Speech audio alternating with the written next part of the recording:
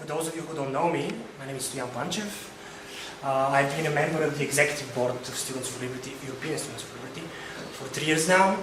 As it says on my badge here, I'm currently ESFL's Regional Director for Southeastern Europe.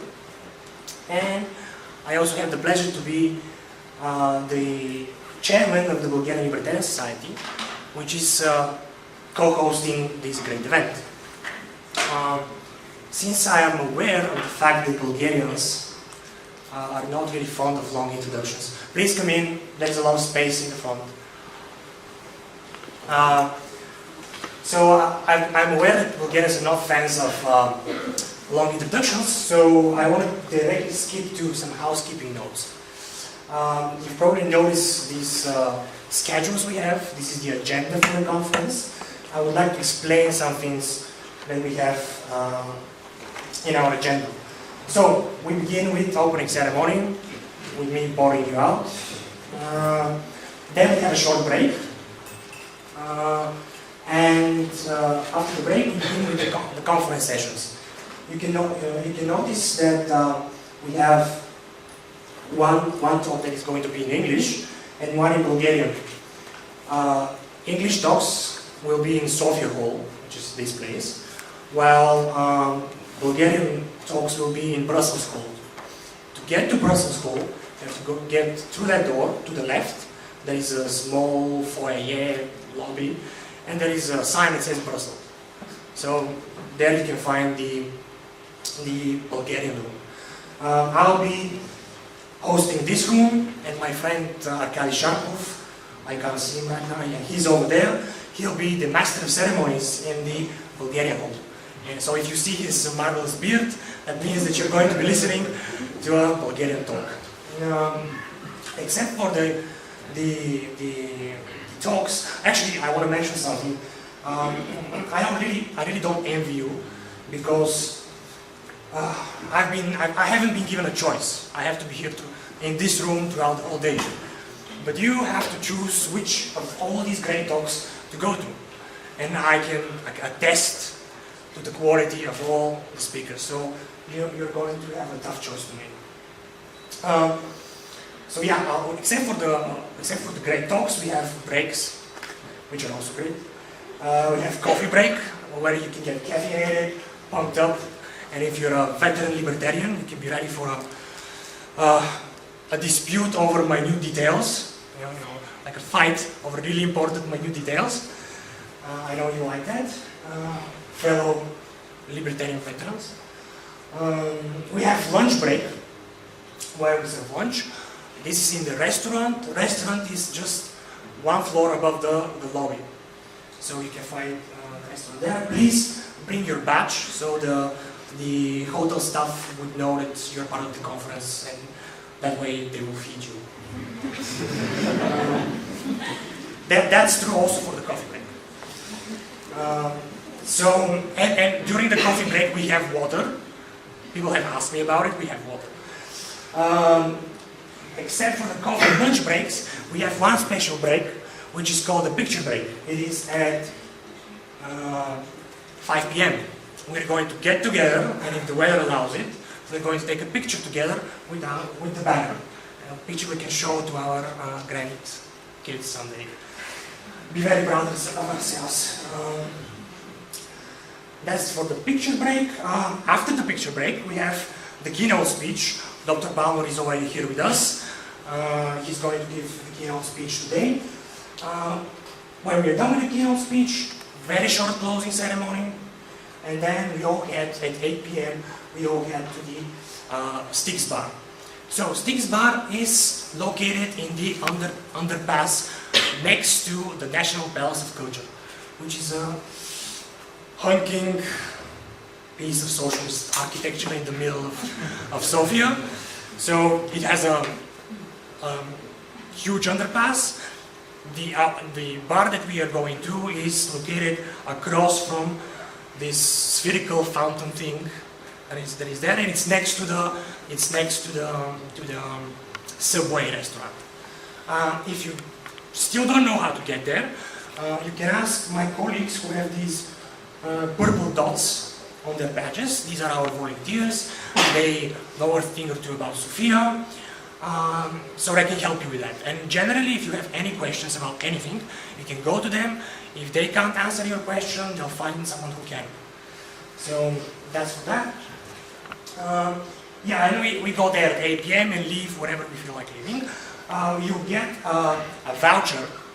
I think it will be at the end of the conference. You'll get a voucher, which gives you, again, horrible thing, options. You have 3 options with the voucher. You can get a non-alcoholic beverage, you can get a glass of wine, or a beer to kick off the party. So you'll get the vouchers when we finish here. I think that's all for now. During the breaks, both here in Sofia Hall and in Brussels Hall, we'll keep informing you of important things that need to be mentioned so that the day goes fluently. So that's basically what I want to say now. And move on to the more interesting, juicy part of the conference. I'm moving on here because I want to introduce someone who is going to talk to you right now. He's a friend of mine. We've been colleagues in the European Students for Liberty. Although that his education is in theater, he's actually a very, very good organizer.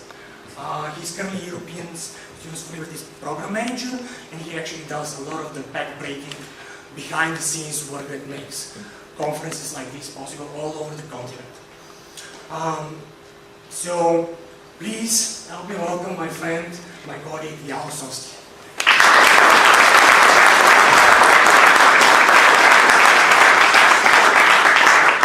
Sofia, and you're too gracious. Merci. You can say that here. So, European Students for Liberty in Sofia, Bulgaria. Everyone looks very, very happy to be here. It's early in the morning, but we have good spirits. People are ready to listen to speeches, to debate, to talk, to network. And that's great, because that's exactly what I'm here to talk about. And to give you a grander introduction to European Students for Liberty if you don't know it. And if you do know it, well, I'm giving you a little bit of an update. So hopefully that's okay. So to begin, European Students for Liberty. This is our brand new logo unveiled not too long ago. As you can tell, we have large swaths of the continent. We even have Iceland up there. We have Turkey up there. Spain, Italy, everything in the middle continent, the Scandinavian countries, and perhaps one day we'll go all the way to the east and conquer Russia.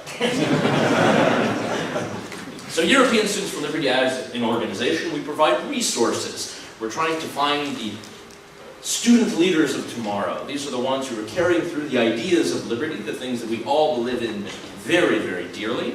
And these are people who are going to be able to take the leadership strategies that we share with them and put them into practice. They're going to be organizing conferences such as this. They're going to be putting together small events in their hometowns, small socials. It can be debates.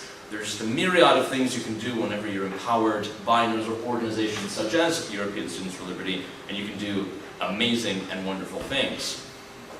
So just to give you a small sum up, the Bulgarian Libertarian Society is a great group that we have here in Bulgaria, and they're not alone throughout the continent. There are 271 other individual student groups all throughout the continent. Many more that are coming into our network every single day. Believe me, I know, I get all the emails, I get all the interested phone calls from people who would like to join. How do I join European Students for Liberty? How do I get my group in the network? It is a great step for young people to get together, to start groups, to start drinking clubs, if you wish, discussion groups, whatever it may be. People have their own ways to speak about liberty, and they do it in their own way. This conference is not unique in that we are gathered to speak about these ideas. It is unique because we are in Sofia, but believe me, these things are going on all over the continent. Today, for example, we have 2 other conferences going on, one in Bergen, Norway, all the way up in the north, and one in Brussels, Belgium, in the heart of Europe that wishes to control Bulgaria. So we have 3 conferences going on in one day, and that shows you just how much we've grown in the last few years. Something that was just a small group of students getting together and chatting about over a beer or two has now grown into a professional organization with hundreds of people coming to each and every conference, and now we're at thousands of people who visited our conferences both our our international conference in Washington, D.C., our conference in Berlin last year, and now our regional conferences all over the continent. And there will be 15 other conferences going on across the entire continent this season from September to December.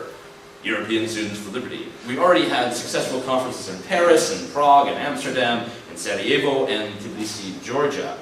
So if you are to look at this map, you can begin your travels and start planning. I think the closest here will be in Belgrade for a lot of you, or Istanbul, if you're interested in that. We have our Turkish coordinators here who will be able to tell you a little bit about that conference, exactly what's going to be happening there, and get you all excited. So here are some of the dates, just so you can keep them in note, just so that you know that you are not alone. Not here, not in any of these countries nor cities that you shall visit. So that should be a great piece of inspiration for you. And I just wanted to share some of our successes that we've had so far this year. We had a huge group in Paris, in Paris. Could you imagine that we would have such a budgeting group in France, the socialist utopia almost in a way. Christian Michel, who's one of our speakers, is very proud to see this happening in the only place where he never really thought it'd be possible. But now they're growing to be more and more numerous. We have a huge group in Prague as well. The Czech Republic is one of our most successful regions right now. They've had great events, very popular. I guess I would call them Liberty Evenings, they call them. They just get people together at a local cafe and have speeches and show YouTube videos and debate over very, very cheap beer. So it's a good way to talk about the ideas of liberty, put it in a social context that everyone understands. And it's not just in Prague, but also in Sarajevo. We had a great rendezvous there that was very, very interesting to have speakers talking about all different types of subjects, not just property rights and pro-liberty, but also social liberties that a lot of us sometimes forget about in Europe, but are actually still very important and we still must defend. We talked about it in Amsterdam, where there's plenty of social liberty. There we had a good group of students, pretty much the start of the Dutch liberal movement that will be very large, a lot of people very excited, a lot of people coming over from Belgium and from Germany to take part, so Germans crossing borders, but for peace, so it's good this time. And just last weekend we had our largest conference, or I would say our most Eastern conference in the entire Students for Liberty network across the world. It was in Tbilisi, Georgia. This is a very interesting place for everyone to be, especially me, just because I've been talking about these ideas where I live in Vienna and in small towns just around Western Europe, and then get the chance to go to Tbilisi, Georgia, and people are talking about the same things and getting excited and talking about freedom and liberty and how to reduce the role of the state, and then I really have to wonder, when does this stop? I don't know, and I don't care, because it's growing, and that's what is great. So why do we do all of this? Why do we gather in rooms, in hotel rooms, in universities, and small pubs, in dark corners, in lit alleys? Why do we get together and talk about these ideas? Why are we organized for these ideas? It really comes down to the principles that we hold so dear. It's an ideas-based movement. I'm not here pitching the Bulgarian right-wing party or the Bulgarian left-wing party. Sure about that? I shouldn't. But either way, I'm here to promote the ideas of liberty, not tied to a political party. These are the principles and the ideals that we all hold so dear that, of course, don't always get put into practice, into politics. But in our own personal lives, we're able to do that. In our own professional lives, we can do that as well. And that's why we empower students, and we try to bring this forward in every single country in which we are present and active. So the idea of individual liberty, this personal sense of liberty, is still very new. We haven't had this, for thousands of millennia. And we've had liberal states and governments. We just haven't had this. History has been ruled with despotic governments and regimes, and now we're living in a time where more people have more freedom than ever before. A lot of certain minority groups were only able to get a lot of those freedoms a bit later. Certainly the state likes to hold a lot of people back and to treat us differently based upon how we look, whom we love, what language we speak, whatever it may be. But the fight continues. And that's why many of you in this room, you are giving hope to certainly people across Europe, but definitely a lot of people in Bulgaria, I think, will start to take notice as well. And it's up to the young people such as you to critique the ideas and the old models that we have in place that are there stagnant, watching over us. You really have the capacity to question that. and to introduce something new. It's the young people who are really going to be burdened with the long arm of the state, going to be burdened with everything that is so heavy for a young person to carry. Why should I work an extra 3 hours a week, many of my colleagues say in Austria, if I know I'm just going to get taxed that much more and it won't even be worth it? Why should I work that much more so I can be penalized more? And this is not just true by the paycheck, it's also true with pensions and education and the wages, in certain countries, a draft or military service that we have to do, certainly health taxes that we have to pay. The youth have less of a nostalgia and a preference for the status quo. They're revolutionaries. They're ready to buck the system if they know it's not right. They're not with that bias in their heads telling them everything is okay, don't question anything. They know what's wrong, they see what's wrong, and they're ready to rebel against that. And that's why we empower students, and that's why we think you all are so important. Every single one of you, because you're able to take that message, you're able to take that skepticism of centralized power, put it into practice, and get people thinking about these ideas. Now, these are views that we hope will permeate in society over time. This won't be just one small event or conference that you go to, all the ideas are dropped, and it's ended there. We know that you will go on to do great things, and you'll have these ideas in mind. That whenever you're starting your company, or you're creating some kind of firm, or even you're teaching students in school, or whatever your profession may be, you're going to have these things in mind. And that's going to, we hope and we believe, permeate society and push liberty more and more. And we truly believe this because politics just doesn't work. We know that. We all battle, all of us have been members of a political party, or tried the political process, or tried to get excited about politicians. It just doesn't work. You get disappointed every single time. That's why we follow something that is very important to us, the idea that we need to think more about principles, less about the guy who's waving the flag, or the woman who's waving the flag that sounds particularly good on this particular day, but we know that will change come tomorrow. We know this certainly because of the public choice theory and because of incentives. Politicians have no incentives to listen to what the people are saying. It's whoever has the money. It's whoever is there at the bargaining door at the end of the day. And we can't all be there. We all have things to do. We're private people. We would like to make money on our own, take care of our families. We don't have the time to sit there and lobby government every single day and make sure they don't trample our rights or take more of our money. Politicians are actually going to follow the ideas of the people at large.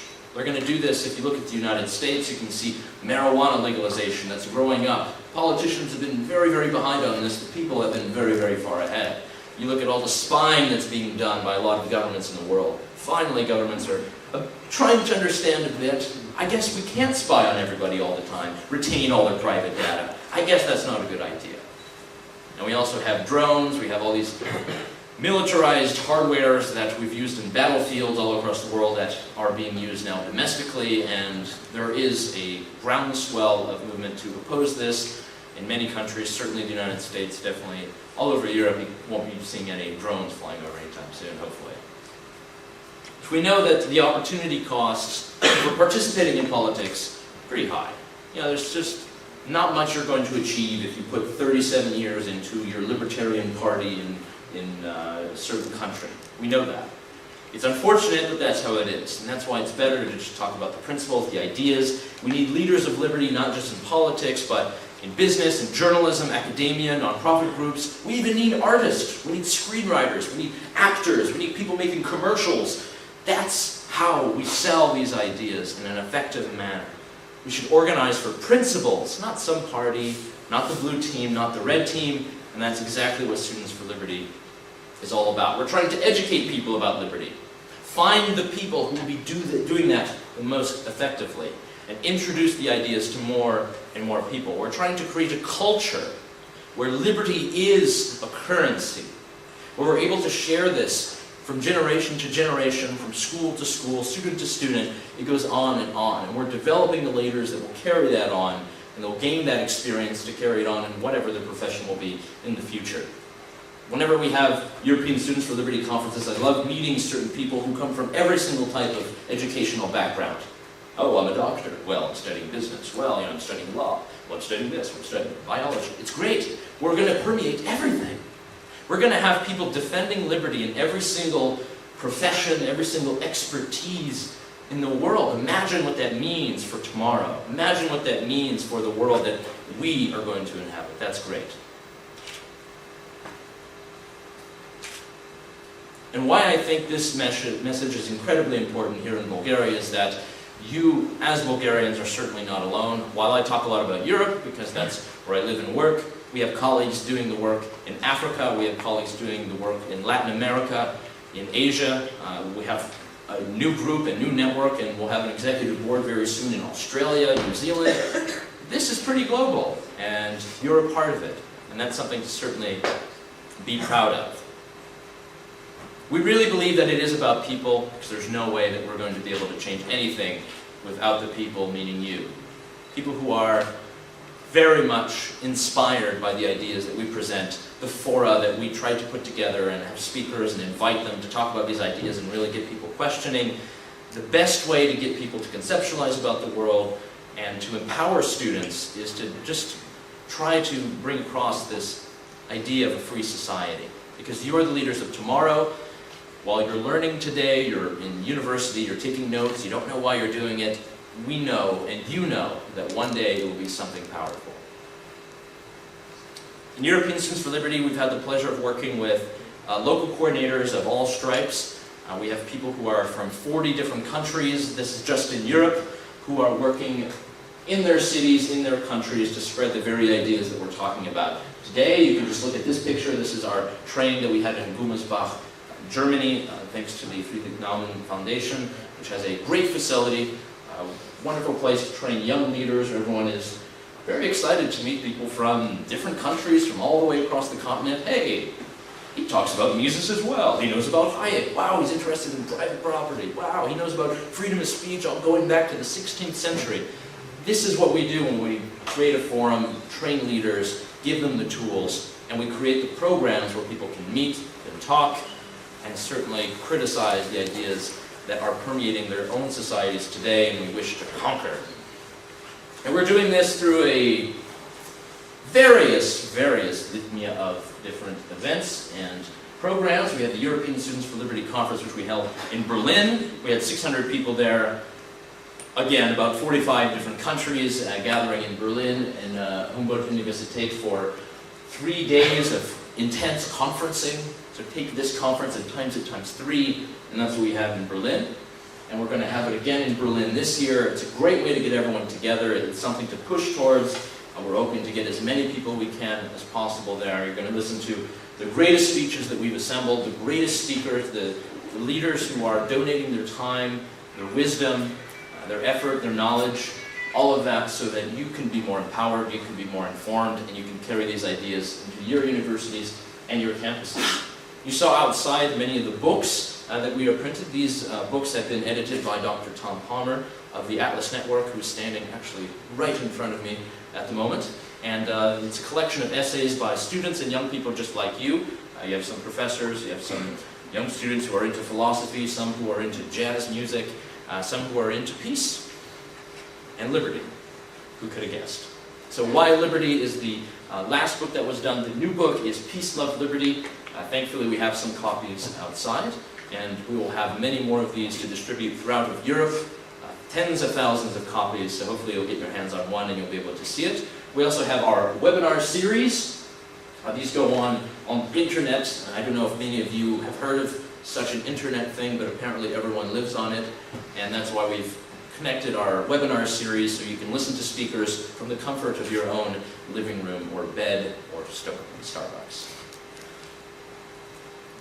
So next important thing that I just would like to cover very quickly is the steps to build the Liberal Student Network, which we're trying to do piece by piece, country by country, leader by leader.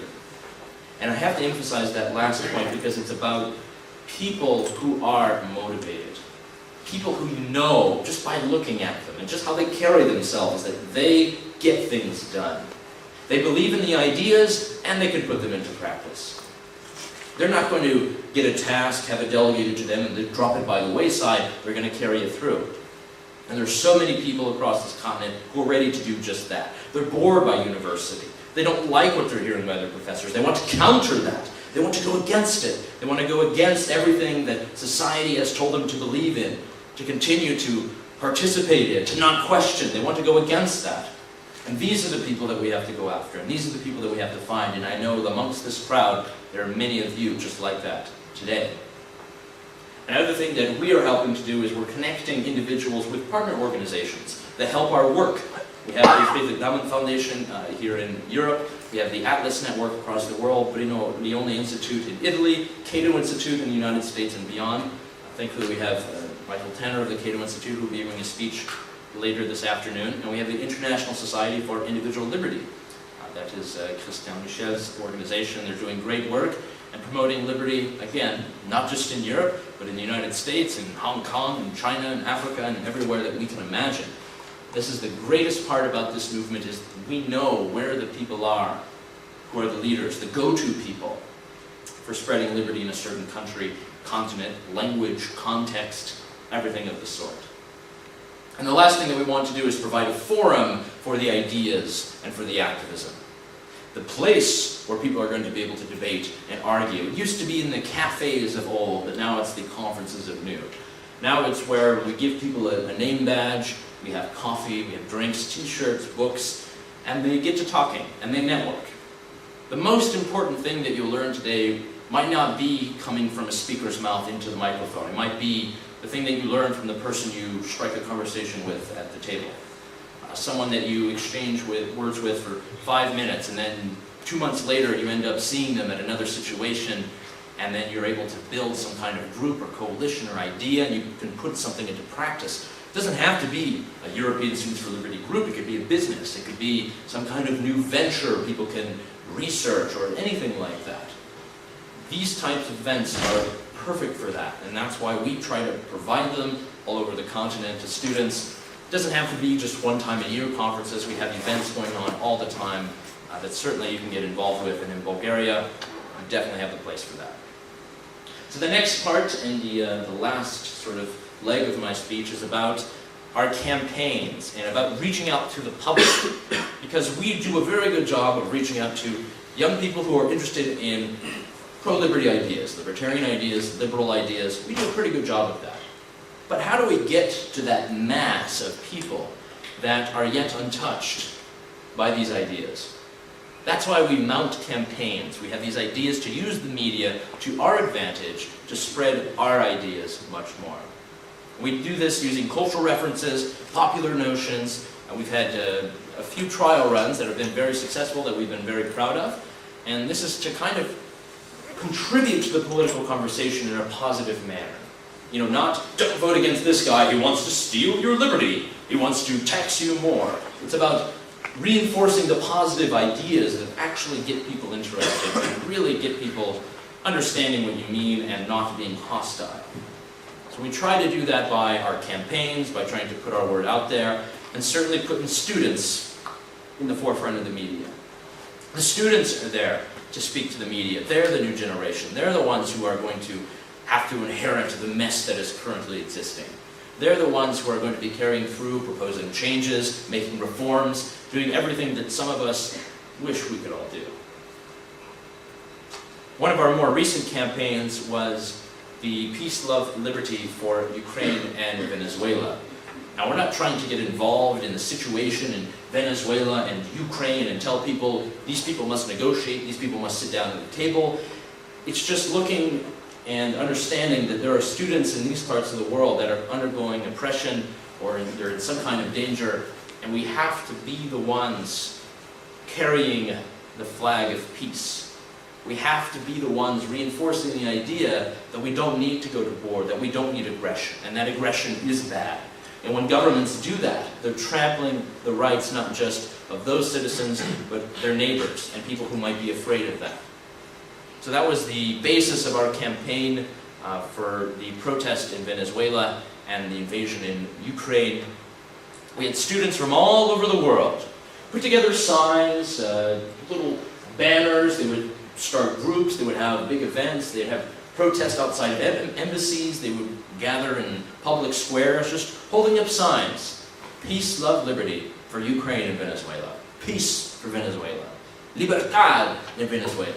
peace in Ukraine. Small things like this, just small notions, nothing negative, nothing where people are going to be turned off. They see the signs and say, ah, I understand, I agree.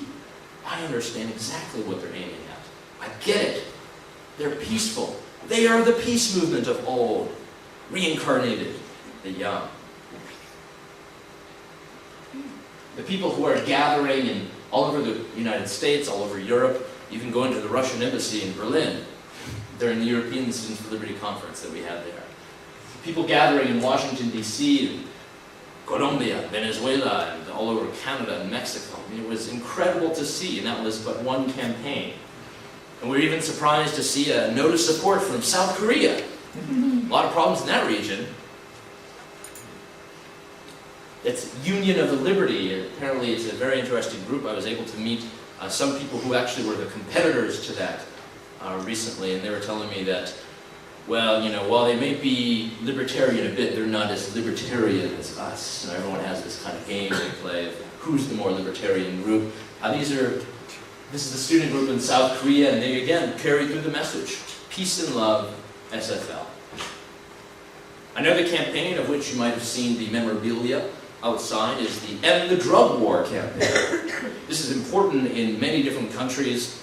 Certainly where we've used a lot of evidence is from the United States, but European countries as well. We know that the drug war has been used to disproportionately put poor minorities in jail for certain choices, for things that grow out of the ground that the government really has no business trying to regulate. Ending the drug war is something that would free so many individuals, free so many young people, especially, of this burden of having their parents in jail or having the threat of having their entire lives ruined by one single arrest or citation by a police officer. We had the campaign to put this in media. We were on Reddit, we were on all types of newspaper interviews, we were going to spread this all over the web. Our memes were highly share-worthy on Facebook, and that means a lot in the 21st century. Small things like this: no victim, no crime. Victimless crime?